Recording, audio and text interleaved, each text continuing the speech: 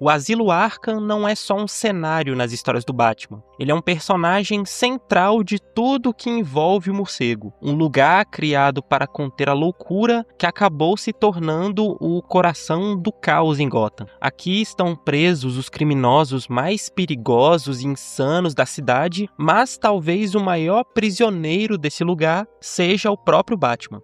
Em 1989, a HQ Batman Asilo Arkham redefiniu completamente o manicômio, sua origem, sua simbologia e a relação perturbadora entre o herói e aquele lugar. Um clássico que influenciou praticamente todas as histórias que vieram depois. Escrita por Grant Morrison, essa história explora desde a criação do asilo até o presente, mergulhando na psicologia do Arkham e na do próprio Batman. Mas para entender por que esse lugar se tornou um dos símbolos mais importantes da cultura pop, a gente precisa voltar ao início de tudo. Amadeus Arkham foi uma criança no final do século XIX e início do século XX. Seu pai havia falecido cedo e sua mãe sofria de esquizofrenia, vindo a morrer em 1920. Anos depois, Amadeus se torna médico psiquiátrico no hospital estadual e decide transformar a antiga mansão de sua família em um hospital para criminosos insanos. Nesse período, ele passa a tratar um criminoso chamado Mad Dog, e conforme os diálogos entre os dois, fica claro que Mad Dog sofria de graves transtornos mentais. Violentado pelo próprio pai quando criança, ele descontava toda essa raiva em suas vítimas. Mesmo enxergando criminosos como monstros, Amadeus acreditava que alguns deles ainda poderiam ser tratados, que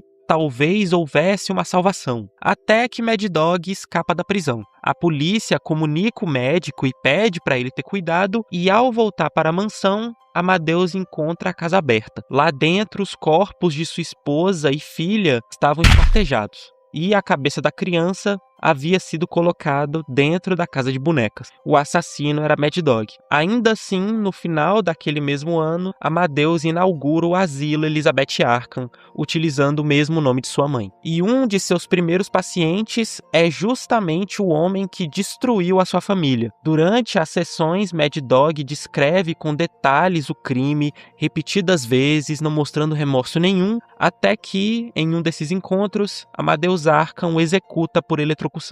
Com o passar do tempo, o número de funcionários e pacientes aumenta, e junto com o asilo, Amadeus Arkham começa a piorar. Ele passa a ouvir vozes em salas vazias, a conversar com pessoas que não estão ali, e aos poucos começa a se parecer cada vez mais com sua mãe. A mesma instabilidade e a mesma loucura. Tudo se intensifica quando Amadeus passa a fazer uso constante de drogas, numa tentativa desesperada de silenciar a própria mente. Mas o inevitável acontece. Amadeus Arkham se torna um paciente de seu próprio asilo. Trancado em uma sala, ele passa os dias escrevendo um diário no chão, usando a própria unha. Pouco tempo depois, a sala onde ele foi mantido acaba esquecida, perdida nos corredores do asilo, e desde então, o Arkham nunca mais deixou de produzir loucura.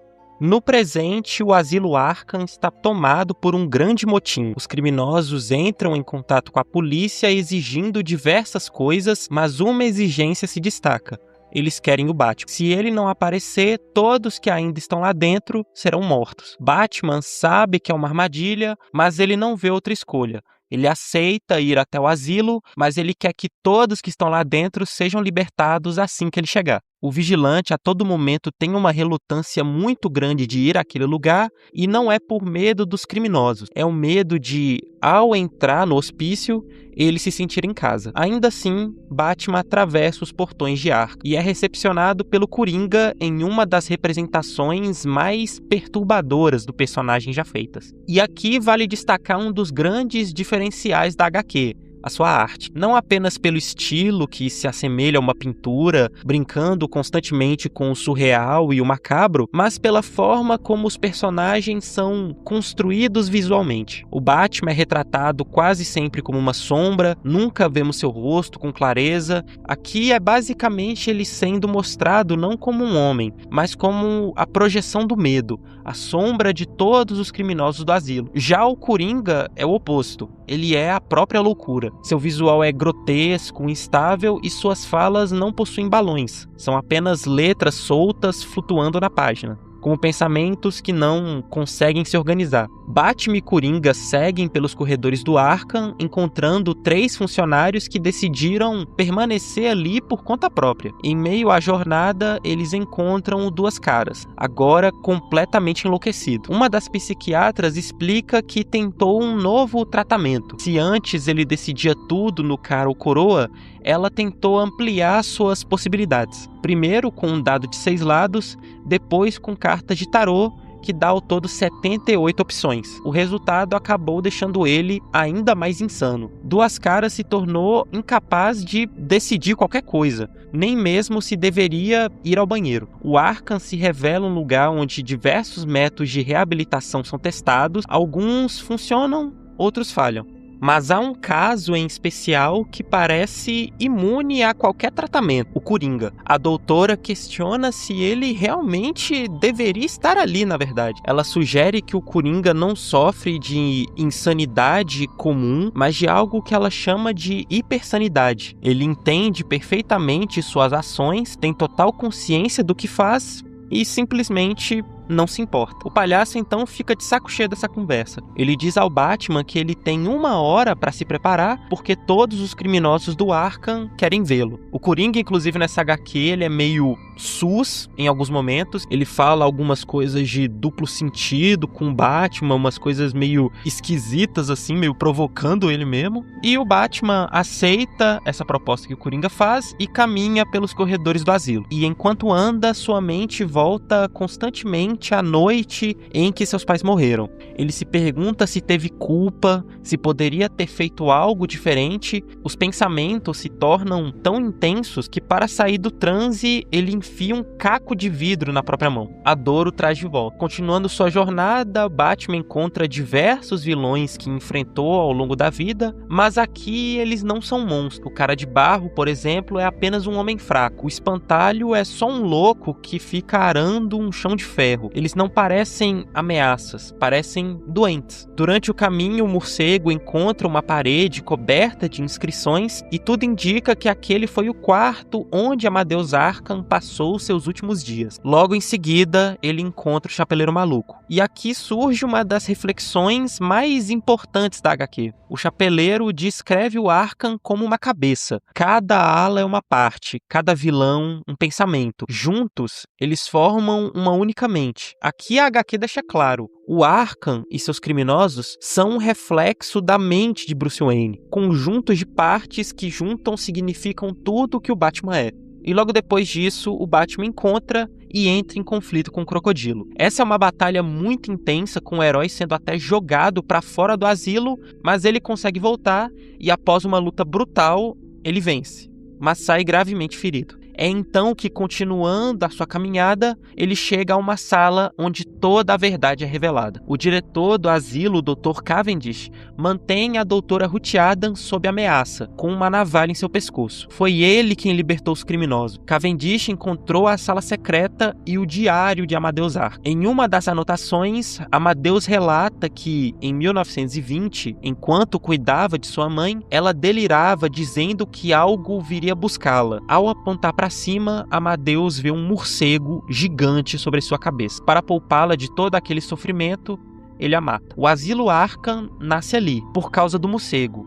E isso ecoa no presente, porque quem alimenta a loucura do Arkham é o Batman. É ele quem leva os criminosos de volta repetidas vezes. Ele é parte da causa de tudo aquilo que o lugar se tornou. E o Bruce fica perplexo com essa revelação. Ali é um momento que ele fica claramente muito fragilizado e o Cavendish ataca o Batman, que ferido ele não consegue reagir. Mas a doutora Adams pega a navalha a tempo e mata o doutor. Uma cena que espelha, de certa forma, a morte da mãe de Amadeus Arkham. Ambos tomados pelo medo, ambos assombrados pelo morcego. E após tudo isso, Batman decide dar um final com todo aquele conflito, quebrando uma parede do asilo, e aqui chegamos a um dos finais mais marcantes já escrito dos quadrinhos. Batman vai até os criminosos e diz que eles estão livres. O Coringa responde: "Isso eu sei.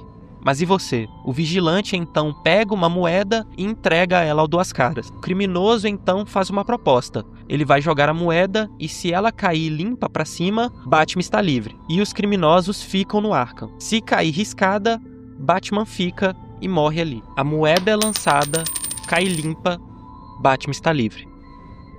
A história sugere que naquele momento Batman se entregou ao acaso, à loucura, deixando o destino de sua própria vida nas mãos de uma mísera moeda. Ele com isso vai embora do asilo, mas antes do fim, a verdade é revelada. A moeda, na verdade, havia caído riscada. Foi o Duas Caras que, por vontade própria, decidiu libertar o Batman, o que indica que talvez o tratamento da doutora tenha funcionado. Talvez exista razão, mesmo em um lugar nascido pela loucura. E observando suas cartas de tarô, termina assim Batman Asilo Arkham. Depois de toda essa jornada, pode-se entender que o asilo não é só um prédio. Ele é a materialização de tudo que Gotham prefere esconder. Um lugar criado para conter a loucura que acabou se alimentando dela. E o Batman, no fim das contas, nunca esteve realmente do lado de fora. Ele nasceu do mesmo trauma, da mesma dor, da mesma necessidade de dar sentido ao caos. E talvez por isso o Arkham continue existindo. Porque enquanto Gotham precisa de um morcego, sempre haverá um lugar para os loucos. E, bem, se você gostou desse tipo de leitura mais profunda, explorando o lado psicológico dos quadrinhos, eu pretendo continuar trazendo histórias assim aqui no canal. Tem muita HQ absurda, perturbadora, principalmente do Batman, para a gente explorar juntos. Então eu te peço para deixar nos comentários outras HQs famosas, não só do Batman, mas de outros personagens que eu possa contar a história aqui no canal e analisar todo o subtexto que ela tem por trás e o que a história realmente quer passar. Então, caso você tenha gostado e quer continuar acompanhando o canal, deixa o like e se inscreve. E é isso, obrigado por assistir.